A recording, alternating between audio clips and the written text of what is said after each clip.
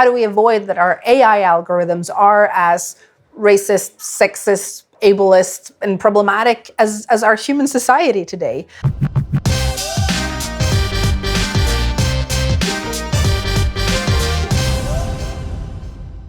In this video, Anita is going to tell us what the limitations of AI are and what she advises to CEOs of using AI. Anita is the CEO and co-founder of Iris.ai, one of the 10 most innovative artificial intelligence startups in 2017, according to Fast Company. This is her fourth startup, has studied at 6 universities, performed theater for babies, and on the side built a racing car. So I think artificial intelligence will have an impact absolutely everywhere, in every industry.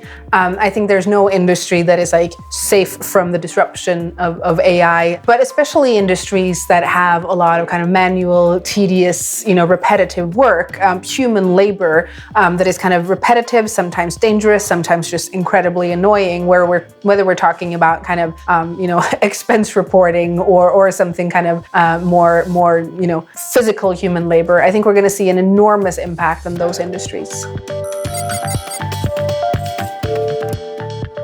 In some ways, we're not going to notice that AI has a profound impact on our daily lives because it's such a gradual increase, right? It already does. If you go into your phone and you want to find your pictures and you want to find the picture that you took, on the beach in Mexico last year, and you just go into your phone and you type beach and you find your pictures. I mean, those little things like that, but it is incredibly, new and complex technology that is now applied in something as simple as your iPhone. And it changes how we interact with everyday objects around us. Like all these little things that we somehow end up taking for granted because they're everywhere, they're around us, like electricity. It just is, and it just allows us to do the things we obviously can do. If we think back 10 years, it seemed like science fiction, but today we can do it. So AI is already all around us and will continue to be.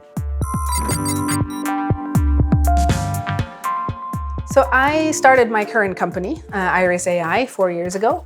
And part of starting that was we wanted to, solve the problem of scientific research being hard to find, hard to navigate, hard to make sense of as an overall kind of connect the dots, etc. So for me, it was a necessity to go into AI. We needed to build an AI solution, and once I started digging, I was just incredibly fascinated by what I found. And so then the more we built, the more I learned, the more I had to talk about, and that's how I ended up in this position. Artificial intelligence today has an incredible amount of limitations, right? They can do one thing and they can do one thing only. The limitations lie in what data you have accessible, how you choose to use that data. Do you have a clearly defined problem that you're looking to solve? And I think one of the biggest challenges around AI right now is really the hype cycle of it.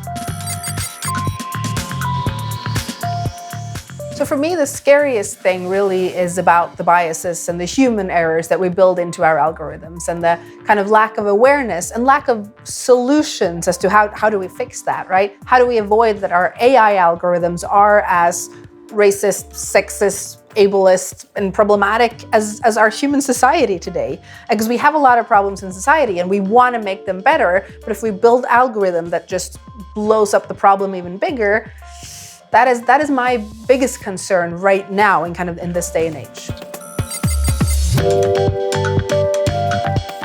Businesses that don't embrace artificial intelligence specifically, but a variety of other technologies too. None of these technologies that we're talking about now, none of them come alone, right? It's like the merger between AI and quantum, which is still, years away, but you have a number of these technologies kind of merging together, sensor technology and AI, for example. And I think it's as simple as if you want your company to survive the next decade, you are going to have to start getting in on the, let's call it the AI race, or applying AI technologies to your solutions right now. Map out the problem thoroughly. Once the problem is understood, find out how could you potentially solve that problem, what data do you have that you need to solve it, and what answers do you want from that data. Then figure out, are there open source libraries? Can you use any of the things that are readily available at your fingertips? Obviously, hiring some people that know how to develop it, or engaging with a startup, for example, that has developed some of the technology you need, and you can hire them or engage them to do a proof of concept or something like that and engage them. The singularity is a hypothetical point in the future, usually easily defined as when one machine is smarter than all human beings on Earth combined. And this hypothetical event will have profound and massive implication if it were to happen for the human species, for our planet.